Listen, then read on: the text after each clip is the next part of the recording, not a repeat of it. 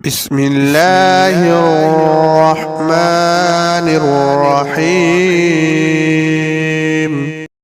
ایران کا شہنشاہ کسریٰ بن ہرمز عربوں کا بے تاج بادشاہ بنا ہوا تھا۔ اس نے عرب کے مختلف علاقوں میں اپنے گورنر مقرر کر رکھی تھی جو کسریٰ کی پولیٹیکل ایجنٹ کے طور پر کام کرتی تھی۔ وہ اپنے علاقوں میں امن و امان قائم رکھتے اور کسریٰ کا سکہ چلاتی تھی۔ ہیرا شہر کا حاکم جو آج کل عراق میں واقع ہے نعمان بن منظر تھا۔ اس کا تعلق لخم قبیلہ سے تھا جو مشہور قحطانی قبیلے کی ایک شاخ ہے۔ نعمان بڑا بدصورت اور پست قد آدمی تھا۔ اس کا پیٹ بڑا ہوا تھا مگر نہایت ذہین و فطن دانا اور قوی شخصیت کا مالک تھا۔ اس نے عربوں کو کسریٰ کی اطاعت پر مجبور کر رکھا تھا، اگرچہ متذکرہ صورتحال عربوں کے نزدیک نہایت مکروہ تھی، مگر نعمان کی بہادری، جوانمردی اور کسریٰ کا متعمد ہونے کی وجہ سے عرب اس سے خوفزدہ بھی رہتے اور اس کے شر سے بچنے کے لیے بظاہر اس کی عزت بھی کرتے تھے۔ اقتدار کے نشے میں چور نعمان بن منظر عجیب و غریب عادات و صفات کا حامل تھا۔ اس کے ہاں 2 دن مروج تھے۔ ایک دن جسے وہ سعادت اور خوشبختی کے نام سے موسوم کرتا تھا۔ اس دن جو شخص اسے سب سے پہلے ملتا وہ اسے مال و دولت سے نوازتا۔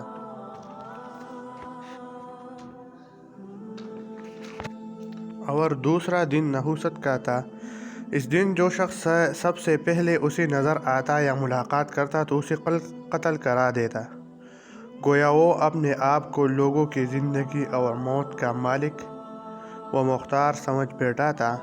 اس رذیل خصلت کو اسلام نے ہمیشہ کے لیے ختم کر دیا اور اس حقیقت کا ببانگ دہل اعلان کر دیا کہ اقتدار کا اصل مالک صرف اللہ رب العزت ہے اور حاکمیت اعلیٰ بھی صرف اللہ تعالیٰ ہی کی ہے۔ بادشاہی سدا کسی کے پاس رہی ہے نہ رہے گی۔ کسریٰ کی طاقت سے ٹکر لینے کا کوئی تصور بھی نہیں کر سکتا تھا اور کسی کے وہم و گمان میں بھی یہ بات نہ آ سکتی تھی کہ اسے بھی کوئی شکست دے سکتا ہے۔ بلا شبہ یہ زمانہ جاہلیت کی سپر پاور تھی۔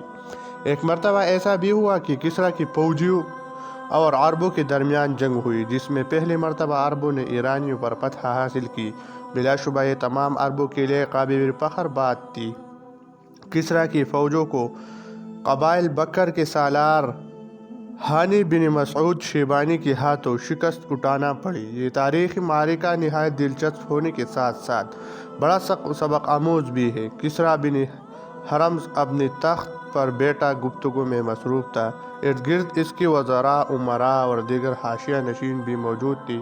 ان لوگوں میں ایک عربی شخص بھی تھا، اس کا نام زید بن عدی تھا۔ اس مجلس میں گفتگو کا رخ عرب عورتوں کے حسن و جمال کی طرف مڑ گیا۔ درباریوں نے عرب عورتوں کے حسن کی خوب تعریف کی۔ کسریٰ نے اس پر بڑی شادمانی اور پسندیدگی کا اظہار کیا۔ یہ صورتحال دیکھ کر زید کہنے لگا، شہنشاہ کی سلامتی ہو، آپ کو عرب عورتیں اس قدر پسند ہے تو اپنے خادم نعمان بن منظر کو پیغام بھیجیں۔ اس کے پاس 20 سے زیادہ اس کی اپنی بیٹیاں، بھتیجیاں اور بھانجیاں موجود ہیں۔ یہ عرب کی حسین ترین 2 شیزائیں ہیں۔ اگر آپ یا آپ کے اولاد ان سے شادی کر لیں تو یہ نعمان کے لیے نہایت فخر اور شرف کی بات ہوگی۔ آپ اپنے کسی معتمد کے ہاتھ پیغام بھیجیں کہ وہ فوری طور پر ان 2 شیزاؤں کو آپ کے حضور بھجوا دے۔ کسریٰ اپنی تعریف سن کر بڑا خوش ہوا۔ اس نے اپنے درباریوں کی طرف نظر دوڑائی اور یہ جائزہ لیا کہ اس کام کے لیے کون سا شخص موزوں ہے۔ پھر اس کی نظر زید بن عدی ہی پر پڑی۔ اس نے زید بن عدی سے کہا، میری رائے میں اس مہم کے لیے تم سے بہتر کوئی شخص نہیں۔ تم میرا پیغام لے کر فوراً نعمان کے پاس چلے جاؤ۔ تمہارے لیے گھوڑوں اور زاد راہ کا بھرپور بندوبست کیا جائے گا۔ ایک فوجی دستہ بھی تمہارے ساتھ ہوگا تاکہ تمہیں راستے میں کوئی پریشانی نہ ہو۔ یہ فوجی دستہ واپسی پر ان خوبصورت 2 شیزاؤں کی حفاظت کا بھی ذمہ دار ہوگا۔ زید بن عدی نعمان بن منظر سے نفرت کرتا تھا مگر اسے شہنشاہ ایران کا حکم ماننے بغیر چارہ نہ تھا۔ اس کی خواہش تھی کہ کسی طرح کسریٰ کی نظروں میں نعمان کی قدر و منزلت گھٹ جائے۔ چند ہی دنوں میں شاہی دستہ پوری کروفر کے ساتھ ہیرا جا پہنچا۔ نعمان کو کسریٰ کا پیغام پہنچا دیا گیا۔ اسے عورتوں کی صفات سے آگاہ کیا گیا اور مطالبہ کیا گیا کہ وہ اپنے بیٹا اور بھتیجا دلہن بنا کر اس دستے کے ساتھ روانہ کر دے۔ زید بن عدی نے کہا، کسریٰ نے اپنے لیے اور اپنے اولاد کے لیے تم سے رشتہ مانگ کر تمہاری عزت اور وقار میں اضافہ کیا ہے۔ نعمان نے بڑی تفصیل سے ان صفات کا مطالعہ کیا جو پیغام میں درج تھے۔ اس کے وہم و گمان میں بھی نہ تھا کہ کسریٰ اس سے اس کی بیٹیاں مانگے گا۔ اسے غصہ تو بہت آ گیا مگر وہ سمجھدار تھا۔ اس نے زید سے کہا، کسریٰ کو میرا سلام پہنچا دو اور کہو کہ آپ نے جن صفات سے متصف دوشیزاؤں کا مطالبہ کیا ہے وہ ہمارے ہاں نہیں ہے۔ میری طرف سے معذرت کرنا اور بتانا کہ میں نے مندرجہ صفات کی عورتیں تلاش کرنے کی پوری کوشش کی ہے مگر کسی کو بھی اس عظیم شرف کا مستحق نہیں پایا۔ زید بن عدی کسریٰ کے پاس ناکام واپس آیا۔ وہ پہلے ہی نعمان کا حاسد تھا، اب اسے اپنے بغض باطن کو بروئے کار لانے کا موقع میسر آ گیا۔ نعمان نے تو اس کے ذریعے کہلایا تھا کہ کسریٰ سے کہنا کہ عراق کی خوبصورت حوری ہی تمہارے لیے کافی ہے، مگر زید نے ان الفاظ کا ترجمہ بقر العراق یعنی عراق کے گائے کے الفاظ سے کیا۔ کسریٰ کو یہ جواب سن کر بڑا غصہ آیا مگر اس نے اپنا طیش ظاہر نہ ہونے دیا۔ اس نے نعمان کو پیغام بھیجا کہ وہ فوری طور پر اس سے ملاقات کے لیے پہنچے۔ نعمان کو کسریٰ کا پیغام ملا تو اسے یقین ہو گیا کہ کسریٰ اسے قتل کرا دے گا۔ اس نے اپنے سامان حرب، سونے چاندی کے زیورات اور گھر کی خواتین کو ساتھ لیا اور بنی شیبان کے سردار ہانی بن مسعود کے پاس پہنچ گیا۔ اس نے اپنی عزت کی دہائی دی اور اس سے پناہ طلب کی۔ ہانی نے اس کی اہل و عیال کو اپنی پناہ میں لے لیا۔ اپنی خواتین کو محفوظ پناہ میں دینے کے بعد نعمان کسریٰ کے پاس چلا گیا۔ حسب توقع اس سے نہایت برا سلوک کیا گیا۔ اسے کسریٰ سے ملنے ہی نہ دیا گیا بلکہ ذلیل و رسوا کر کے ایک دور دراز علاقے میں بھجوا دیا گیا۔ اس علاقے میں ان دونوں طاعون پھیلا ہوا تھا۔ نعمان وہاں انتہائی بے بسی کی حالت میں مر گیا۔ ادھر کسریٰ نے ہیرا پر پرایا بن قبیصہ طائی کو اپنا گورنر مقرر کر دیا۔ اسے کسریٰ کی طرف سے پہلا فرمان یہ ملا کہ وہ فوراً ہانی بن مسعود سے رابطہ کرے اور اس سے کہے کہ وہ نعمان کی عورتیں، اسلحہ اور مال و دولت فوری طور پر کسریٰ کے پاس روانہ کر دے۔ ہانی کو کسریٰ کا یہ پیغام ملا تو اس نے اسے مسترد کر دیا اور جواباً کہا، ان عورتوں کو میں نے پناہ دی ہے اور نعمان کا ساز و سامان میرے پاس امانت ہے، میں اس میں کسی خیانت کا ہرگز مرتکب نہیں ہو سکتا۔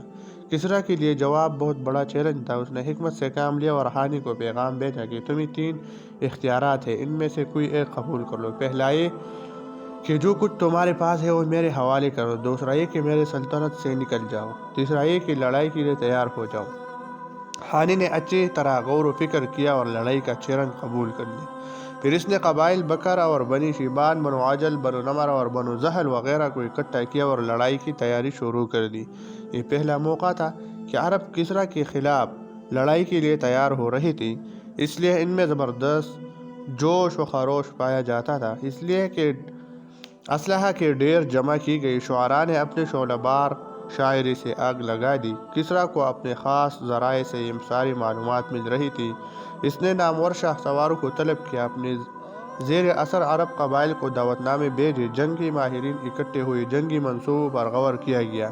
پھر کسریٰ نے حکم دیا کہ عرب کی مانی ہوئی بہادر قبیلہ ایات کو ہانی کے قتل کی ذمہ داری سونپی جاتی ہے، اسے زندہ یا مردہ بہرحال ہمارے روبرو پیش کیا جائے۔ ادھر کسریٰ کا لشکر ہانی کی طرف روانہ ہوا۔ قبیلہ ایات کے سردار نے ہانی کو پیغام بھیجا، ہم تمہارے مقابلے میں اپنی مرضی کے خلاف لائے جا رہے ہیں، ہم مجبور ہیں، لاچار ہیں، تم سے لڑنا نہیں چاہتے، اگر تم چاہو تو ہم کسریٰ کی فوج کو چھوڑ کر تمہارے جھنڈے تلے لڑنے کے لیے تیار ہیں۔ ہانی نے جواب بھیجا، کسریٰ کی فوج چھوڑنے کی ضرورت نہیں، مناسب یہ ہے کہ تم انہی کے ساتھ مل کر ہمارے خلاف لڑتے رہنا اور ہمیں دھکیلتے ہوئے صحرا میں داخل ہو جانا۔ جب کسریٰ کے فوجی صحرا میں آ جائے تو پھر ہم اور تم باہم مل جائیں گے اور دشمن کو نیست و نابود کر دیں گے۔ کسریٰ کی فوج آگے بڑھی۔ ایات کی نوجوان اس کی ہر اول دستے میں شامل تھی۔ انہوں نے دیکھا کہ ہانی اپنی فوج لے کر صحرا میں داخل ہو گیا ہے، وہاں دور دور تک پانی تھا، نہ کوئی درخت، جبکہ ہانی نے اپنی فوج کے لیے پانی کا وافر انتظام کر رکھا تھا۔ ادھر کسریٰ کی فوج بھی صحرا میں داخل ہو گئی، مگر اس کے پاس پیاس بجھانے کا کوئی انتظام نہ تھا۔ نتیجہ یہ نکلا کہ کسریٰ کی سپاہی پیاس سے مرنے لگی۔ کسریٰ کی سپہ سالار نے اپنی فوج کو حکم دیا کہ ایک دم دشمن پر ٹوٹ پڑو۔ معرکہ عروج پر پہنچا تو ایاد کی فوج نے راہ فرار اختیار کیا اور اپنے ارد گرد موجود کسریٰ کی فوج کو گھیرے میں لینا شروع کر دیا۔ بس اب کیا تھا، کسریٰ کی فوج آگے اور پیچھے سے گھیرے میں آ گئی۔ یوں دشمن کے بے شمار فوجی قتل ہوئی۔ بہت سے فوجی صحرا میں زخمی حالت میں بے یار و مددگار سسکنے لگے۔ کسریٰ نے ایک اسپیشل دستہ ہانی کو زندہ گرفتار کرنے کے لیے بھیجا۔ یہ بڑے طاقتور اور بہادر نوجوان تھے، مگر یہ سب کے سب بری طرح قتل کر دی گئی۔ کسریٰ کی فوج کے چند ہی افراد زندہ بچے اور بھاگ گئے۔ جب یہ بگوڑے کسریٰ کے پاس پہنچی تو ان کی شکلیں دیکھنے والی تھی۔ موسم کی شدت، صحرا کی گرمی اور پانی کی نایابی سے ان کی شکلیں محق ہو رہی تھی۔